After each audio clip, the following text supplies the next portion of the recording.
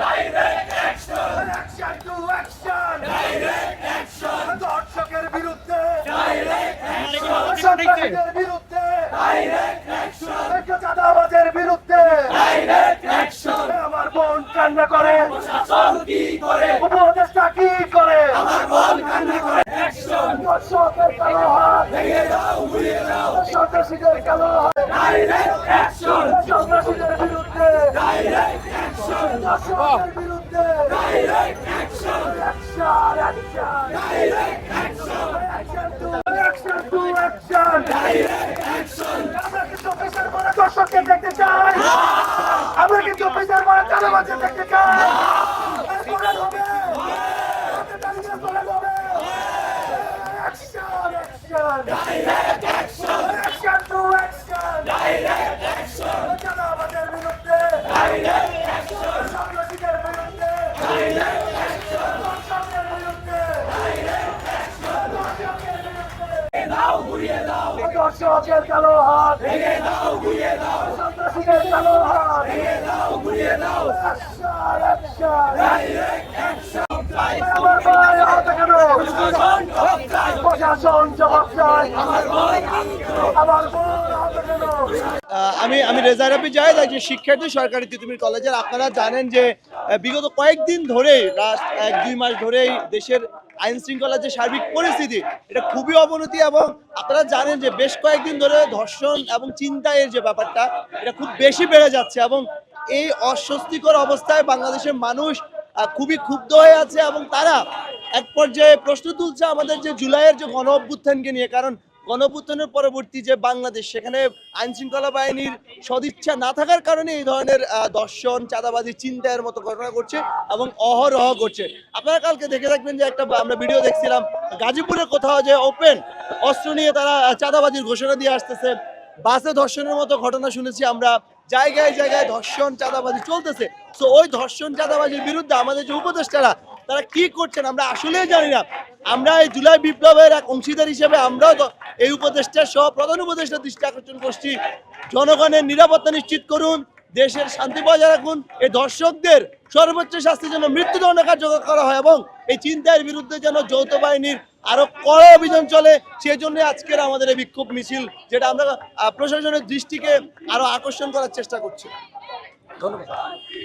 আমাদের দাবিটা হলো, আপনারা দেখছেন যে বিগত সময়ে ভারতে একটা দর্শনের জন্য আমরা স্লোগান দিয়েছিলাম দিল্লি না ঢাকা, ঢাকা ঢাকা।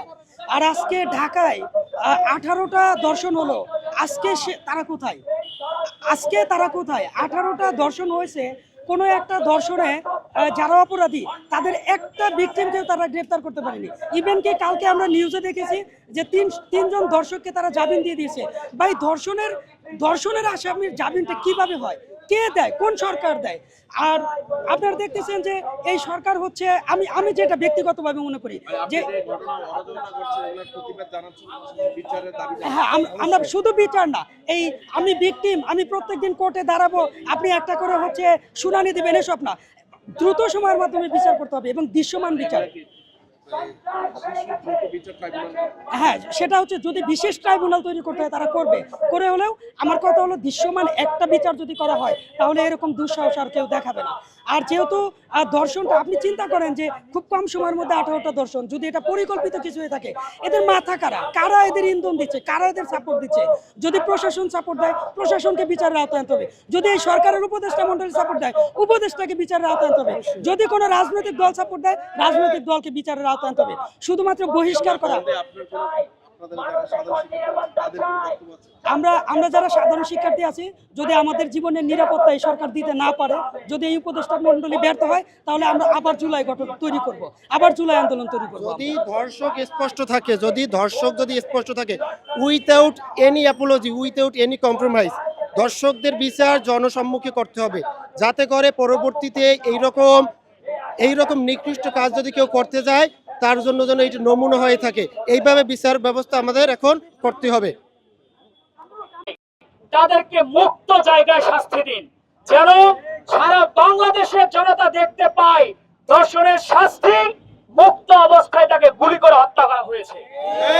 শুধুমাত্র ফাঁসি নয়, নামমাত্র সেই ডেভিল হান্ট, এত গুলি ছড়িয়ে কোনো লাভ নেই। আমরা বলতে চাই স্পষ্ট ভাষায়, দর্শকের শাস্তি আপনারা স্পষ্ট জায়গায়, মুক্ত জায়গায় দিন, যেখানে সাধারণ জনতা দেখে শিক্ষা নিতে পারে। অদূরে যেন আমাদের বোনের গায়ে হাত দেওয়ার আগে তাদের কলিজা কেঁপে ওঠে। একটি বিষয় উল্লেখ না করলেই নয়, সময়ের আবর্তনে একটি নতুন শব্দ এসে যোগ হয়েছে দর্শনে, তা হচ্ছে মিউচুয়াল দর্শন। মিউচুয়াল দর্শন কি?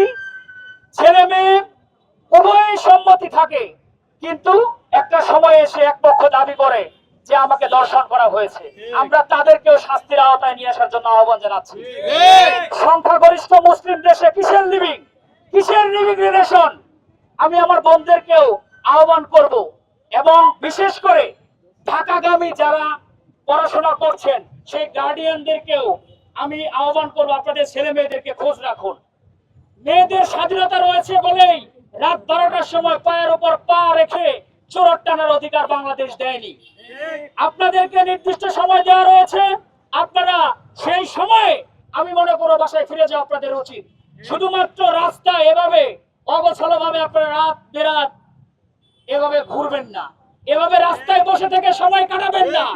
এই দর্শনের জন্য দায়ী আপনারাও, যেমন দায়ী লিভিং রিলেশনের নামে যারা বিভিন্ন সময় বিভিন্ন জায়গায় কথা বলছেন, পোশাকের স্বাধীনতার নামে, মেয়েদের স্বাধীনতার নামে এই অশ্লীলতা আমাদের বাংলাদেশে ছড়িয়ে দিয়েছেন। এটা সুযোগ কিন্তু গ্রহণ করছে সেই হায়নার দল।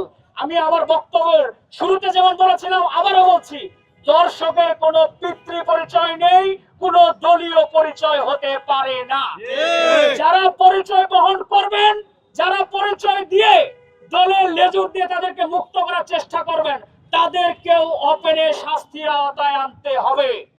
একজন 5 বছরের শিশু এখন নিরাপদ নয়, এটা আমার সরকারের কাছে দাবি, যেন তারা আমাদের নিরাপত্তার ব্যবস্থা করে এবং আমরা যেন ভয়হীনভাবে রাস্তাঘাটে চলাফেরা করতে পারি। আচ্ছা, আমাদের আজকের এই বিক্ষোভ কর্মসূচি হলো সন্ত্রাস, চাঁদাবাজি, ধর্ষণ এবং সকল ধরনের অপশক্তির বিরুদ্ধে। আর আমাদের এই দাবি হলো যে সরকার এবং প্রশাসন যেন এই ধরনের অরাজক পরিস্থিতির ব্যাপারে জিরো টলারেন্স। আমরা সবসময় নিজেদেরকে একটি প্র্যাকটিসিং ইসলামিক কান্ট্রিতে নিজেদেরকে নিরাপদ মনে করতে চাই, কিন্তু যে ধরনের ধর্ষণ, ছিনতাই এবং চাঁদাবাজি চলছে, আমরা বাংলাদেশে কোনো মেয়ে হোক কিংবা কোনো নারী বা পুরুষ হোক, কেউই নিজেদেরকে কোনো অবস্থায় নিরাপদ মনে করতে পারছে না।